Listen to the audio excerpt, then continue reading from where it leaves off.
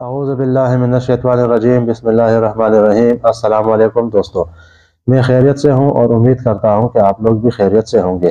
میں آج آپ لوگوں کی خدمت میں پیر صاحب کا جو بیان لے کر آیا ہوں اس کا عنوان ہے موجودہ صورتحال اور ہماری ذمہ داریاں۔ اس میں پیر صاحب ہمیں موجودہ صورتحال میں ہماری ذمہ داریوں کے بارے میں تفصیل کے ساتھ بیان فرمائیں گے، تو چلیے آئیے سنتے ہیں۔ بسم اللہ الرحمن الرحیم۔ قالت الاعراب آمنا قل لم تؤمنوا ولكن قولوا اسلمنا ولما يدخل الایمان في قلوبكم وقال الله تعالى في مقام آخر يا أيها الذين آمنوا توبوا إلى الله توبة نصوحا سبحان ربك رب العزة عما يصفون وسلام على المرسلين والحمد لله رب العالمين اللهم صل على سيدنا محمد وعلى آل سيدنا محمد وبارك وسلم۔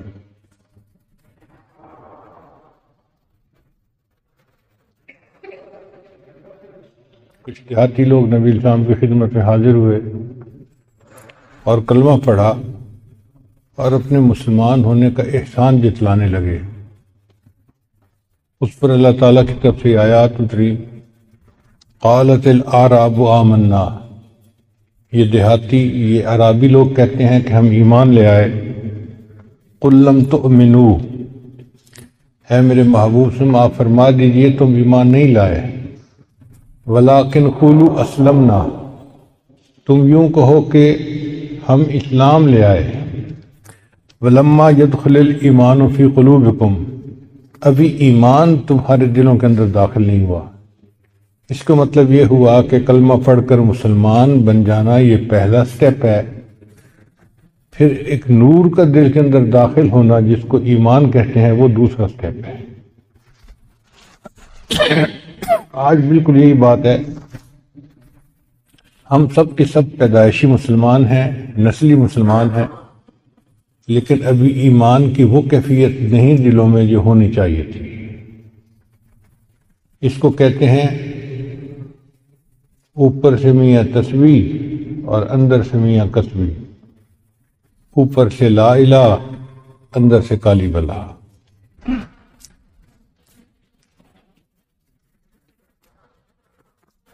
علامہ اقبال نے فرمایا، یوں تو سید بھی ہو مرزا بھی ہو افغان بھی ہو، یوں تو سید بھی ہو مرزا بھی ہو افغان بھی ہو، تم سبھی کچھ بتاؤ تو مسلمان بھی ہو۔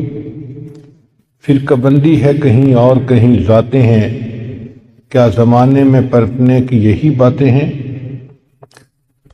اور ایک جگہ کہتے ہیں، وضع میں تم ہو نصارہ تو تمدن میں ہنود، وضع میں تم ہو نصارہ تو تمدن میں ہنود، یہ مسلمان ہیں جنہیں دیکھ کے شرمائیں یہود۔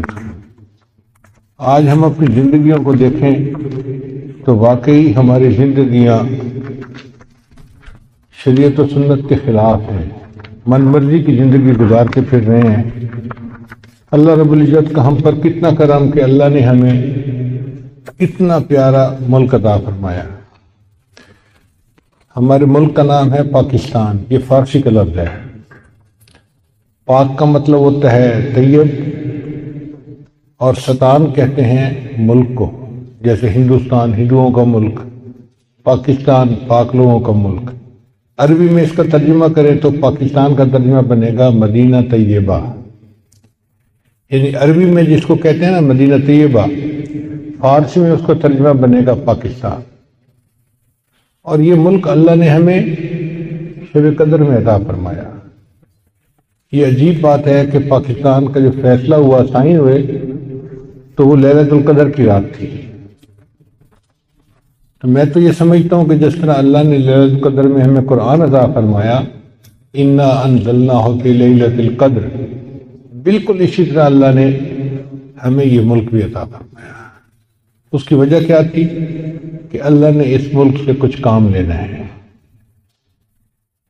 جب انگریز نے ملک بنایا تھا تو وہ یہ سوچتا تھا کہ چند مہینے بھی یہ ملک نہیں رہے گا، نہ وسائل ہیں، نہ انڈسٹری ہے، نہ کچھ اور ہے، تو کہاں سے کھائیں پیئیں گے؟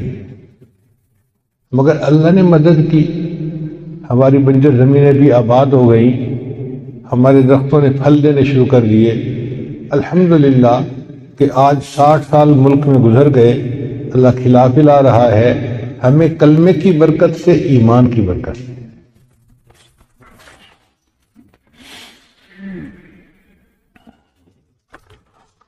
پچھلے دنوں ہم اسلام آباد سے ایک پروگرام کر کے واپس آ رہے تھے، تو مجھے عثمان نے کہا کہ جی ہمارے جو گارڈ ہیں انہوں نے کھانا نہیں کھایا ہوا تو ان کو کھانا کھلانا ہے۔ میں نے کہا بہت اچھا، آپ موٹر وے پہ روکیں اور ان کو آج بہترین دعوت کھلائیں۔ کہنے لگے جی کیا؟ میں نے کہا ان کو مرغ کڑھائی کھلائیں اور کافی ساری بنوانا کہ سارے لوگ پیٹ بھر کے کھائیں۔ کہنے لگے جی ٹھیک ہے۔ چنانچہ اس نے مرغ کڑھائی بنوائی، تنور کی گرم گرم روٹیاں تھیں اور سالن اتنا مزیدار بنا ہوا تھا کہ انسان انگلیوں کو چاٹے۔ میں نے 2-3 مرتبہ اس سے پوچھا کہ بھئی سب لوگوں نے خوب کھایا؟ اس نے کہا حضرت ایک ایک بندے نے 4-4 روٹیاں کھائی ہیں۔ اب تنور کی 4-4 روٹیاں سے مراد یہ کہ خوب پیٹ بھر کے کھانا کھائے۔ میں نے کہا اچھا ان کو پانی نہیں پلانا، ان کو پیپسی پلائیں۔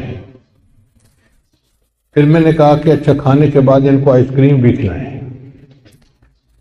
ایک فلی لوڈڈ دعوت تھی جو کم از کم 8 بندوں نے کھائی،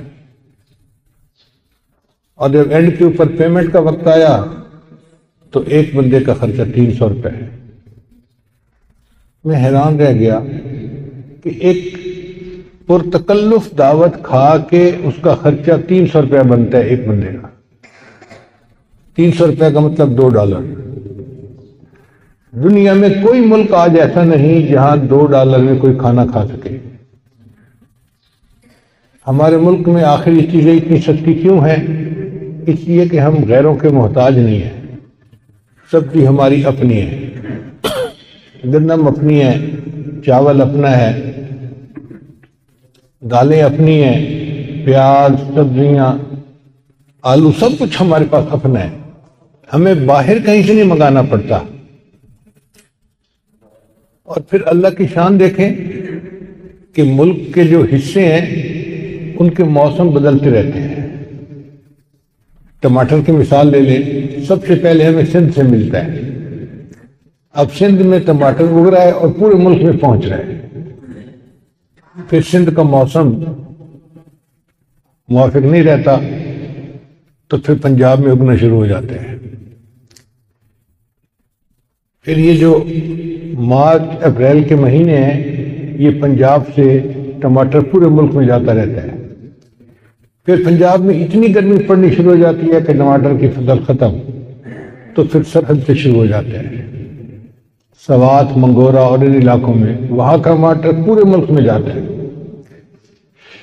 پھر ایک وقت آتا ہے کہ وہاں بھی سبزی اگنی ختم ہو جاتی ہے تو کوئٹہ کے علاقے سے آنا شروع ہو جاتے ہیں۔ اللہ کی شان دیکھیے، پورا سال کسی نہ کسی حصے کی سبزی وہ پورے ملک میں پہنچتی ہے، اللہ ایمان والوں کو کھانا کھلا رہے ہیں۔ ہمارے ملک کی اقتصادی حالت بہت خراب ہے، لیکن آج بھی اگر آپ جائیں تو آپ کو ریڑیاں اور دکانیں پھلوں سے بھری ہوئی نظر آئیں گی۔ میں تو حیران ہوتا ہوں کئی دفعہ دیکھ کے کہ یا اللہ آپ نے اتنی نعمتیں ہمیں عطا فرمائی ہیں۔ مالٹے کی فصل آئی تو ریڑیاں مالٹوں سے بھری ہوئی ہیں، کنو کی فصل آئی تو اس سے بھری ہوئی ہیں، امرود بھرے ہوئے ہیں، انگور بھرے ہوئے ہیں۔ پھر آم کا موسم شروع ہوتا ہے تو کئی مہینے آم ہی بھرے ہوتے ہیں۔ وہ کون سا پھل ہے جو ہمارے ملک میں نہیں ہوتا؟ الحمدللہ ثم الحمدللہ۔ تو اللہ تعالیٰ نے ایمان کی برکت سے ہمیں کھانے پینے میں محتاج نہیں بنایا۔ ہم غریب ہیں مگر اپنے کھانے پینے میں کسی کے محتاج نہیں ہیں۔ یہ اللہ تعالیٰ کی کتنی بڑی نعمت ہے۔ اس وقت بھی جو دفتروں میں لوگ کام کرتے ہیں وہ دوپہر کے وقت ریڑھی سے دال چاول کھاتے ہیں۔ میں نے لاہور میں ایک بندے سے پوچھا کہ آپ دوپہر کا کھانا لے کے جاتے ہیں؟ کہنے لگے کیا ضرورت ہے، دفتر کے ساتھ نیچے ریڑھی لگی ہوئی ہے، وہ دال چاول بناتا ہے، اتنے مزے کے ہوتے ہیں، 50 روپے کی پلیٹ میں پیٹ بھر کے کھانا کھاتے ہیں۔ اب 50 روپے کی پلیٹ کا مطلب یہ ہوا کہ $1 میں 3 بندے پیٹ بھر کے کھانا کھا رہے ہیں۔ پوری دنیا میں کوئی ایک ملک ایسا نہیں کہ جہاں اتنا سستا کھانا ملتا ہو کہ $1 کے اندر 3 بندے پیٹ بھر کے کھانا کھائیں۔ $1 میں تو پیپسی کی بوتل باہر نہیں ملتی، کھانا کیا ملے گا؟ پھر اللہ رب العزت نے ہمیں جو دینی اور مذہبی آزادی اب تک دی ہوئی تھی، یہ اللہ کی بڑی نعمت ہے۔ مدارس ہیں، مساجد ہیں، دین کی تعلیم دی جاتی ہے، حدیث پڑھائی جاتی ہے، تفسیر پڑھائی جاتی ہے، مسجدوں کے اندر خطبہ دیا جاتا ہے، اور لکھا ہوا خطبہ نہیں ہوتا۔ باہر ملکوں میں تو لکھا ہوا خطبہ مل جاتا ہے اور اس کو امام صاحب نے پڑھنا ہوتا ہے، وہ اپنی مرضی سے کچھ نہیں بیان کر سکتے۔ یہ ہمیں کتنی بڑی نعمت ملی ہوئی ہے کہ ہم اپنی مرضی کا عنوان چنتے ہیں اور اس کے اوپر ہم اپنی مرضی سے بیان کرتے ہیں۔ تو مدارس کا کھلا ہونا یا مساجد کا کھلا ہونا یہ اللہ کی بڑی نعمتوں میں سے نعمت ہے۔ ہمیں آزادی کی قدر کرنے کی ضرورت ہے۔ اب کفر کو یہ ہماری دینی آزادی اچھی نہیں لگتی، چنانچہ وہ اس کوشش میں لگا ہوا ہے کہ کسی طرح ان کے مساجد اور مدارس کو بند کروایا جائے۔ وائرس تو پہلے بھی دنیا میں پھیلتی تھی، لیکن اس دفعہ انہوں نے اس وائرس کو ایسے کر کے پھیلا دیا کہ جی بند کرو بند کرو، لوگ اکٹھے نہ ہو، لوگ اکٹھے نہ ہو۔ بھئی کرو نا، تم اپنے سینما گھر بند کرو۔ نہیں، اصل میں تو انہوں نے آنا تھا مسجدوں پہ، تو آہستہ آہستہ اس کو لے کے آیا کہ جی اب 5 بندے اس سے زیادہ مسجد میں اکٹھے نہیں ہو سکتے۔ اب چونکہ وقتی چیز ہے اور ایک بیماری کا بھی معاملہ ہے، تو علماء نے بھی کہہ دیا ٹھیک ہے جی ہم اس کی پابندی کریں گے، مگر یہ ہے لمحہ فکریہ ہمارے لیے۔ ایسا کبھی نہیں ہو سکتا کہ مومن مسلمان مساجد میں آنا ہی بند کر دے۔ مسجدوں سے تو اللہ کی مدد آنی تھی اور یہ بیماریاں دور ہونی تھی۔ اگر مسجدیں ہی بند کر دی گئی تو بیماریاں ختم کہاں ہوں گی؟ بیماریاں اور عذاب تو اور اوپر نازل آئے گا۔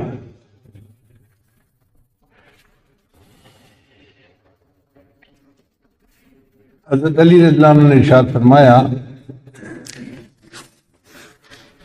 کہ نبی صاحب نے ارشاد فرمایا اطیب الریح ریح فی الارض الہند، کہ سب سے اچھی خوشبو سرزمین ہند کی ہے۔ یہ حاکم کی روایت ہے۔ علامہ اقبال نے اسی کو کہا تھا، میرے عرب کو آئی ٹھنڈی ہوا جہاں سے، میرا وطن وہی ہے، میرا وطن وہی ہے۔ یعنی نبی علیہ السلام نے ارشاد فرمایا کہ مجھے اس طرف سے ٹھنڈی ہوا آتی ہے۔ تو آقا صلی اللہ علیہ وسلم کا یہ فرمانا کوئی بشارت رکھتا ہے۔ چنانچہ اگر سعودی عرب کے مشرق میں دیکھیں نا تو 4 ملک بنتے ہیں۔ ایک تو ہندوستان بنتا ہے، مگر اس میں سے چونکہ ہندوؤں کی اکثریت ہے، سکھوں کی اکثریت ہے، مسلمان اگرچہ 20 کروڑ ہیں مگر وہ ان میں تحلیل ہو جاتے ہیں، پتہ ہی نہیں چلتا کہ مسلمان ہیں یا نہیں۔ ہر معاملہ وہاں ہندوؤں کے ہاتھ میں ہے، تو ہندوستان تو آپ ایک طرف کر دیں۔ پھر اس کے بعد دوسرا ملک ہے ایران۔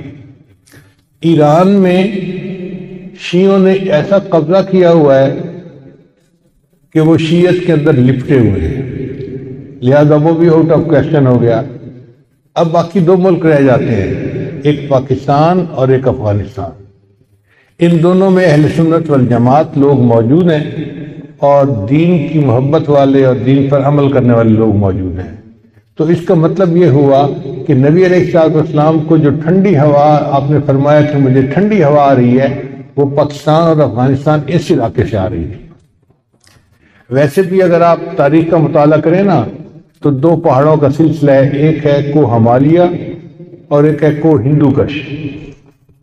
اگر نقشہ اٹھا کے دیکھیں تو اس کے اندر ایک مثلث بنتی ہے، اس مثلث کو اس زمانے میں وادی سندھ کہا جاتا تھا۔ اگر ایگزیکٹ جگہ دیکھنی ہو تو جیسے ہمارے ہاں مالاکنڈ کے پہاڑ ہیں نا، وہ بالکل اسی کے اندر آتے ہیں۔ تو گویا نبی علیہ السلام نے فرمایا کہ مجھے اس طرف سے ٹھنڈی ہوا آ رہی۔ ٹھنڈی ہوا کا کیا مطلب؟ کہ یہاں سے دین کی محنت اٹھے گی اور بالآخر پوری دنیا کے اندر دین پھیلنے کا ذریعہ بن جائے گی۔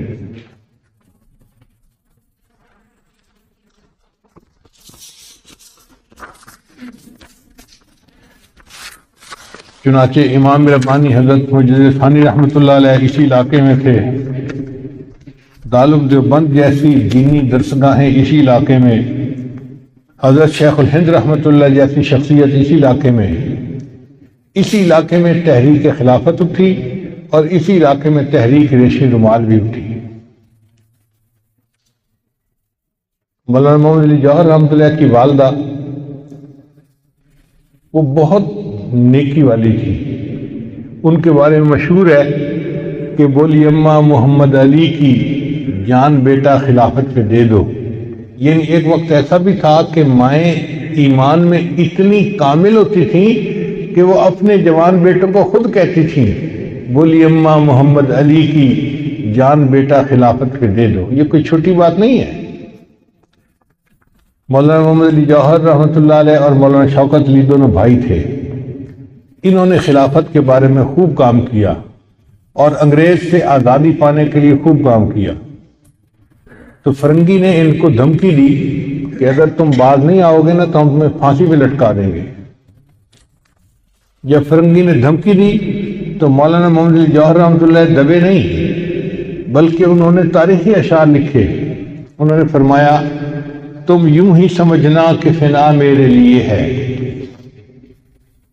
تم یوں ہی سمجھنا کہ فنا میرے لیے ہے، پر غیب میں سامان بقا میرے لیے ہے۔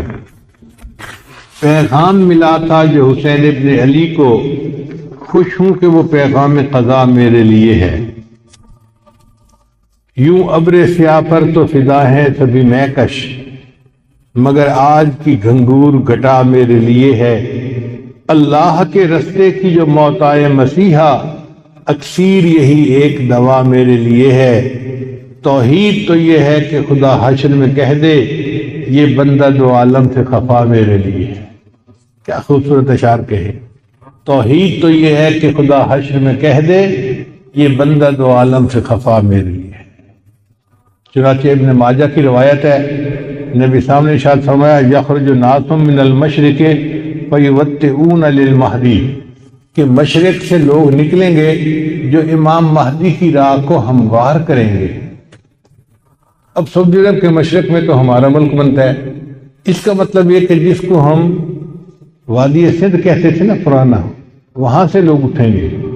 یہ پاکستان اور افغانستان کے درمیان کا ایک علاقہ بنتا ہے۔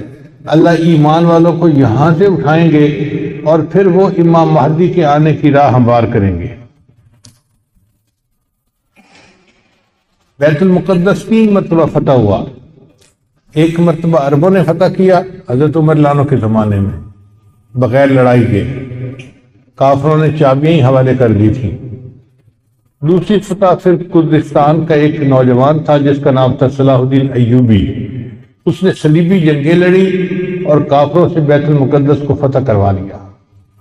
اب تیسری مرتبہ وہ پھر فتح ہوگا اور ہمارا یہ گمان ہے کہ اللہ تعالیٰ یہ اعزاز پاکستان کے لوگوں کو عطا فرمائے گے انشاءاللہ۔ اس ملک کو اللہ نے بنوایا ہی اسی لیے ہے کہ اس ملک سے اللہ تعالیٰ نے ایسی فوج اٹھانی ہے، ایسے لوگ اٹھانے ہیں کہ جو دین کے لیے اٹھیں گے اور امام مہدی کی راہ کو ہموار کر دیں گے، ان کے لشکر کے فوجی بنیں گے۔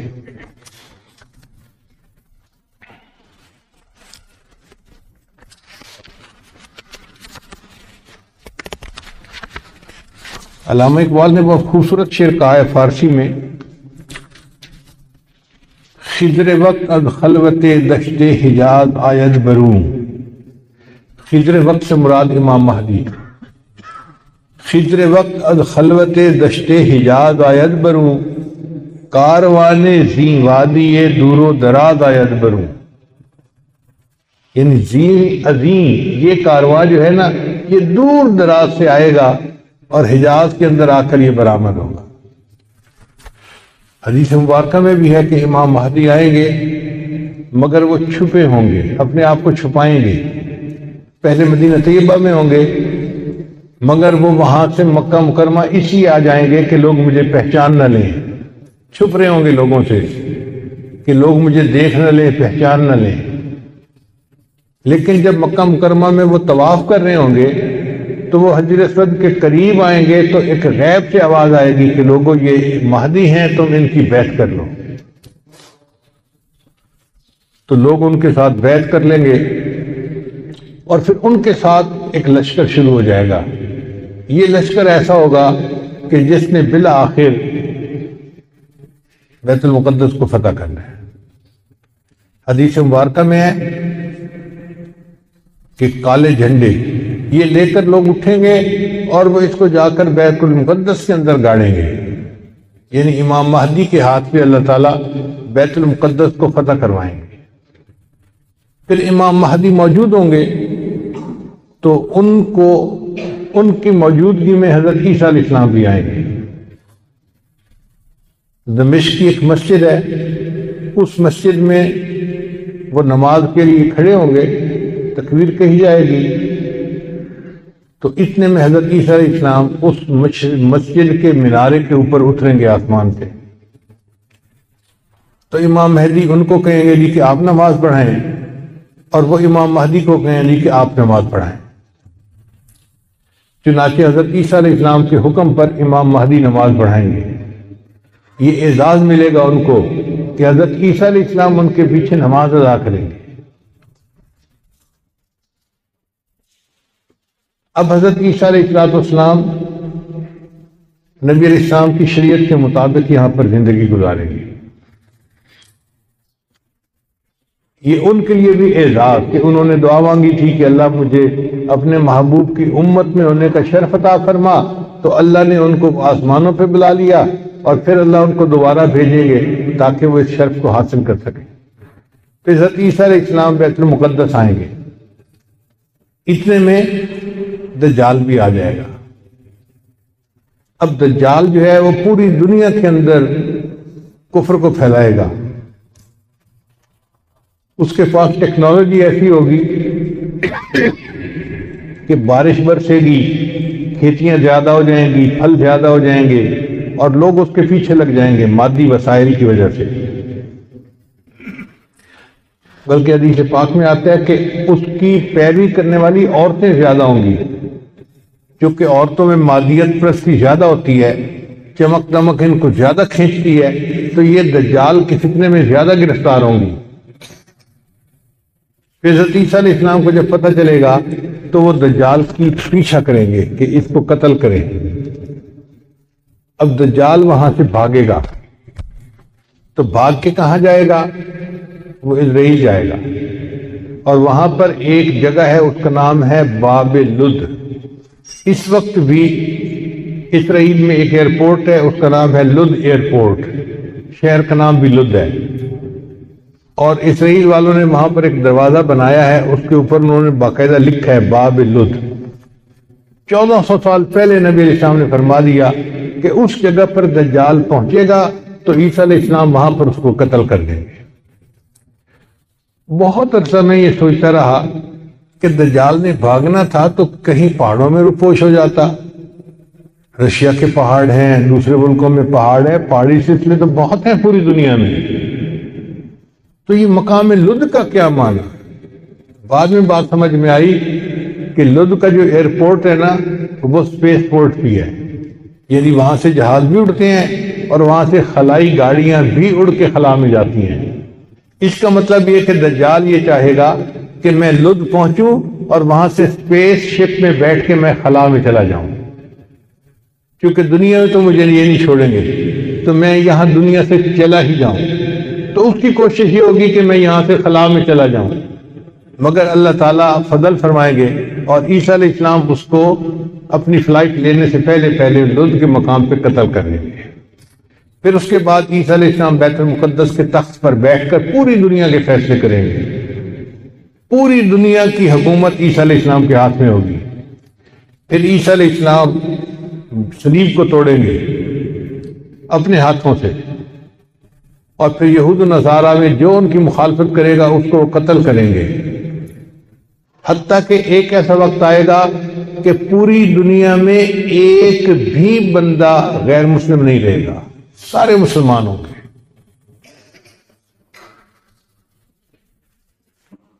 اس وقت اتنی برکتیں ہوں گی، حدیث پاک میں آتا ہے کہ ایک گائے کا دودھ پورے خاندان کے لیے کافی ہو جائے گا۔ اب یہ بات تو سمجھ میں آتی ہے، آج ایسی گائے بن گئی ہیں جو 100 لیٹر دودھ دیتی ہیں ایک دن میں۔ اب 100 لیٹر تو واقعی پورے خاندان کے لیے کافی ہے، 40-50 گھروں کے لیے کافی ہو جاتی ہے۔ یہ باتیں نبی صاحب نے اس وقت فرمائیں جبکہ لوگوں کو اس کا تصور بھی نہیں ہو سکتا تھا۔ میرے آقا صلی اللہ علیہ وسلم کی نگاہ کیسی تھی؟ یہ نگاہ نبوت تھی جو بہت دور دیکھ لیتی تھی، کہ 1400 سال پہلے بیٹھ کر ایسی باتیں کی جیسے آج اپنی آنکھ سے دیکھ کے کوئی بندہ بات کر رہا ہوتا ہے۔ پھر عیسیٰ علیہ السلام فوت ہو جائیں گے، اور اس کے بعد جو بگاڑ آئے گا نا وہ پرماننٹ بگاڑ ہوگا، اور اس کے بعد پھر قیامت قائم ہوگی علی شرار الناس، ان لوگوں پر جو سب سے زیادہ شریر لوگ ہوں گے۔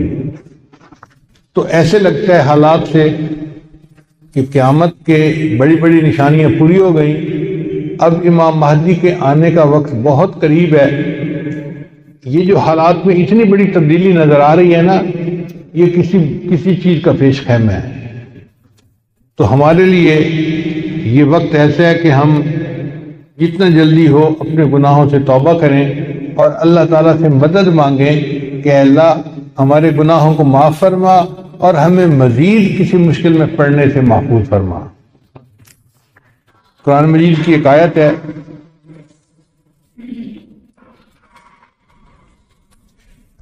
ہمارے پاس اللہ نے اپنا کلام دیا ہے قرآن عظیم الشان، اس میں قیامت تک کے آنے کے لیے تمام مشکلات کا حل موجود ہے۔ علامہ شبیر احمد عثمانی رحمۃ اللہ سے کسی نے پوچھا تھا کہ جی قرآن مجید تو 14 سال پرانی کتاب ہے، آج کے دور کے تقاضوں کو پورا نہیں کر سکتی۔ ان کا وہ کیسے؟ کہنے لگا جی جیسے سورہ فیل، اب آپ پڑھیں الم تر کیف فعل ربک باصحاب الفیل الم یجعل کیدہم فی تضلیل وارسل علیہم طیرا ابابیل ترمیہم بحجارۃ من سجیل فجعلہم کعصف مأکول۔ اب اس آیت میں ہمارے لیے عمل کرنے کی کیا چیز ہے؟ کوئی ہے ہی نہیں۔ اس کا مطلب یہ کہ فرسودہ کتاب ہے، پرانی کتاب ہے۔ تو علامہ شبیر احمد عثمانی نے جواب دیا کہ دیکھو تمہیں نظر آتا ہے کہ یہ فرسودہ کتاب ہے، مگر ابابیل کے واقعے کا تذکرہ کر کے اللہ نے بتا دیا کہ قرب قیامت میں اگر مسلمانوں کو کفر کے خلاف فوجی ہوائی فضائی جنگ بھی کرنی پڑے گی تو اس کا بھی جواب ہے۔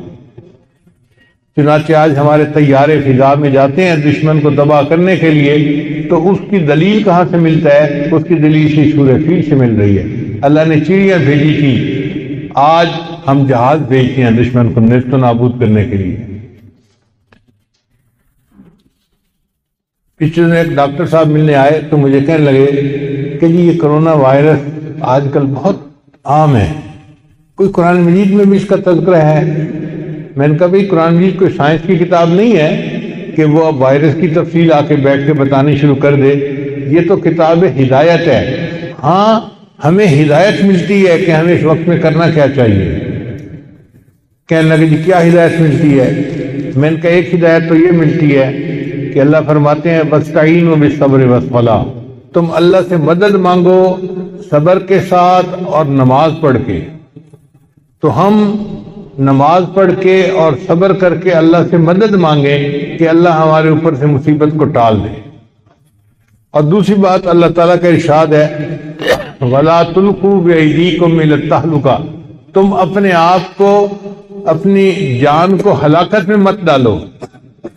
اب دیکھیں یہ مختصر سی بات ہے لیکن اس میں کتنی گہرائی ہے کہ جب شریعت کہہ رہی ہے کہ تم اپنی جان کو ہلاکت میں مت ڈالو تو اس کا مطلب یہ کہ ہمیں بسوں میں سفر کرنا یا پبلک پلیسز پہ ایسے جانا جہاں بیماری کا خدشہ ہو وہاں نہیں جانا چاہیے۔ حدیث مبارکہ میں نبی صاحب نے ارشاد فرمایا کہ اگر کسی بستی میں وبا پھوٹ جائے تو باہر والوں کو چاہیے کہ اس بستی میں نہ جائیں، اور بستی والوں کو چاہیے کہ وہ باہر نہ نکلیں۔ کیوں؟ کہ اگر باہر والے بستی میں جائیں گے تو یہ اپنے آپ کو ہلاکت میں ڈالیں گے، ان کو منع کر دیا۔ بھئی جب تم بچے ہوئے ہو اس مصیبت سے تو اپنے آپ کو کیوں مصیبت میں ڈالتے ہو؟ اور بستی والوں کو کہا کہ تم تو مصیبت میں پڑے ہوئے ہو، باہر نکلو گے تو باہر والوں کو بھی اسی مصیبت میں لپیٹ لے لو گے، لہذا تم اپنے گھروں میں رہو، تم باہر نہ نکلو۔ تو اس لیے اس موقع پہ اگر احتیاطاً لوگ اپنے گھروں میں رہیں اور زیادہ خواہ مخواہ باہر نکلنا، دعوتیں اڑانا، یہ اچھی چیز نہیں ہے، احتیاط کرنی چاہیے۔ اور ایک تیسری آیت ہے سورہ النمل میں کہ چیونٹیاں چل رہی تھیں تو ایک چیونٹی نے محسوس کیا کہ حضرت سلیمان علیہ السلام کا لشکر آ رہا ہے، تو اس نے اعلان کیا یا ایتھا النمل ادخلوا مساکنکم، اے چیونٹیوں اپنے مسکن کے اندر، گھروں کے اندر داخل ہو جاؤ۔ ایسا نہ ہو کہ سلیمان علیہ السلام کا لشکر آئے اور تمہیں پاؤں کے نیچے کچل کے چلا جائے۔ اب یہ نہ ادخلوا مساکنکم، ان الفاظ پہ اب ہم عمل کر رہے ہیں۔ ہمارے لیے بھی اس وقت یہی حکم ہے کہ وائرس کا لشکر آ رہا ہے، ادخلوا مساکنکم، اپنے گھروں میں داخل ہو جاؤ، وہیں رہو۔ ایسا نہ ہو کہ یہ وائرس کا لشکر آئے اور تمہیں لٹا کے چلا جائے۔ تو دیکھو ہے 1400 سال پرانی کتاب، مگر اس میں ابھی بھی ہمیں ہدایت ملتی ہے، اشارے ملتے ہیں۔ نبی علیہ السلام سے ایک صحابی نے پوچھا من نجات، اے اللہ کے رسول نجات کس میں ہے؟ تو نبی علیہ السلام نے 3 باتیں فرمائی، ان میں سے ایک بات یہ تھی کہ تیرے لیے گھر میں رہنا مشکل نہ ہو۔ تو ہمیں اپنے گھروں کا ماحول ایسا بنانا چاہیے کہ ہمارے لیے گھروں میں رہ کر نیکی کرنا، تلاوت کرنا آسان ہو، اور ہم پریشان ہو کے باہر نہ نکل پڑے۔ تو قرآن مجید سے بھی اس کے اشارے مل گئے اور احادیث سے بھی اس کے اشارے مل گئے۔ باقی سچی بات تو یہ ہے کہ قرآن مجید کی ایک آیت ہے جو ہماری پوری جو ہے نقشہ کشی کرتی ہے۔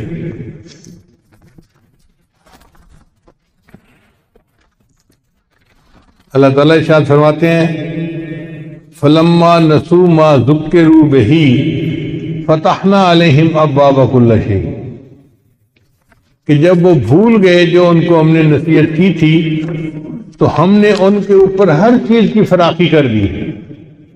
یعنی اللہ تعالیٰ نے پہلے تو نصیحت کی کہ بھئی نیکی کرو، دین کے اوپر قائم رہو، لیکن جب لوگوں نے اس چیز کو بھلا دیا تو اللہ فرماتے ہیں فتحنا علیہم ابواب کل شیء، ہم نے ہر چیز کے دروازے ان کے اوپر کھول دیے، حتی اذا فرحوا بما اوتوا، حتیٰ کہ وہ خوش ہو گئے کہ کیا رزق مل گیا، نعمتیں مل گئی، اخذناہم بغتۃ، تو پھر ہم نے ان کو اچانک پکڑ میں لے لیا۔ ہماری ہو تصویر یہی ہے کہ اللہ تعالیٰ نے ہمیں اتنا دیا کہ ہر بندہ پیٹ بھر کے کھانا کھاتا تھا، سکون کی زندگی گزارتا تھا، مگر ہم نے اللہ کو بھلا دیا، دین کے احکام کو ہم نے ہلکا سمجھا، جس کا نتیجہ یہ نکلا کہ ہمارے اوپر اللہ نے عذاب بھیجا، اخذناہم بغتۃ والا۔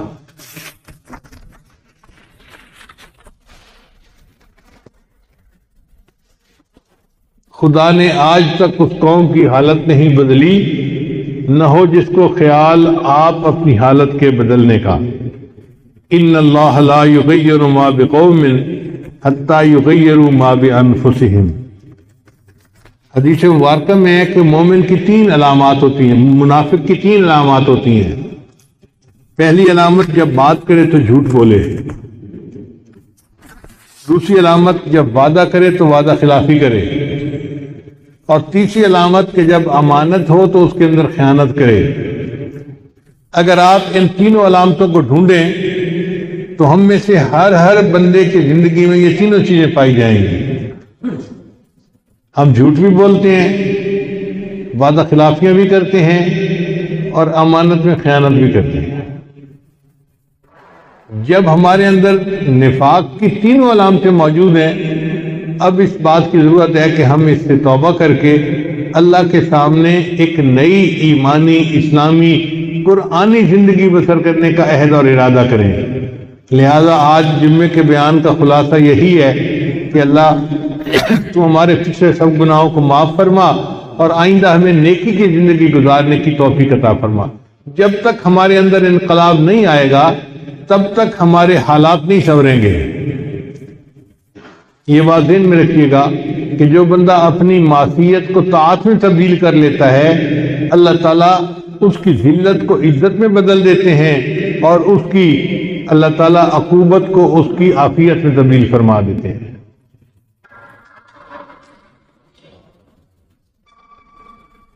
کسی شاعر نے اشعار لکھے ہیں جو ہماری حالت کے بالکل عین مطابق ہیں۔ بہت مصروف رہتے تھے، ہواؤں پر حکومت تھی۔ بہت مصروف رہتے تھے، ہواؤں پر حکومت تھی۔ تکبر تھا کہ طاقت تھی، بلا کی بادشاہی تھی۔ کوئی بے فکر بیٹھا تھا، کسی کے ہاتھ حکومت تھی۔ کوئی تدبیر کرتا تھا، کوئی تسخیر کرتا تھا، کوئی ماضی دکھاتا تھا، کوئی مستقبل بتاتا تھا۔ سبھی مصروف تھے ایسے کہ ایک ہستی بھلا بیٹھے۔ یعنی سب اللہ کی نعمتوں کو انجوائے کرنے میں مصروف تھے، اتنے مصروف کہ اللہ کو ہی بھلا بیٹھے۔ سبھی مصروف تھے ایسے کہ ایک ہستی بھلا بیٹھے۔ بہت پرواز کر بیٹھے، خدا ناراض کر بیٹھے۔ بہت پرواز کر بیٹھے، خدا ناراض کر بیٹھے۔ اب اس نے منہ جو پھیرا ہے فقط وحشت کا ڈیرا ہے کہ دنیا کی ہر ایک بستی بھیانک موت چہرہ ہے۔ خدا منہ پھیر بیٹھا ہے، اب اس کا گھر بھی خالی ہے۔ قہر دنیا پہ طاری ہے، ابھی بھی وقت ہے لوگو۔ خدا سے گڑ گڑا کر تم ابھی توبہ کرو لوگو۔ وہ جلدی مان جاتا ہے، وہ اب بھی تم کو چاہتا ہے۔ کہیں گر دیر ہو جائے، زمین ساری پلٹ جائے، ابھی بھی وقت ہے لوگو۔ خدا راضی کرو لوگو، وہ جلدی مان جاتا ہے، وہ جلدی مان جاتا ہے۔ ابھی بھی وقت ہے، ابھی سورج مشرق سے طلوع مغرب سے طلوع ہونا شروع نہیں ہوا، اس سے پہلے پہلے توبہ قبول ہو جاتی ہے۔ اور جب تک سانس نرخرے میں نہ پہنچ جائے اس وقت تک توبہ قبول ہوتی ہے۔ تو ہم توبہ کر کے اللہ تعالیٰ سے اپنے گناہوں کی معافی مانگیں۔ ہمیں اب بھی اللہ تعالیٰ کی ذات سے امید ہے کہ وہ ہمارے گناہوں کو معاف فرما دے گی اور ہمیں اس آزمائش سے اور عذاب سے اللہ تعالیٰ محفوظ فرمائیں گے۔ اللہ تعالیٰ ہماری ان مسجدوں کو دوبارہ آباد فرما دے اور ہمیں اپنی عبادت کی دوبارہ توفیق عطا فرمائے۔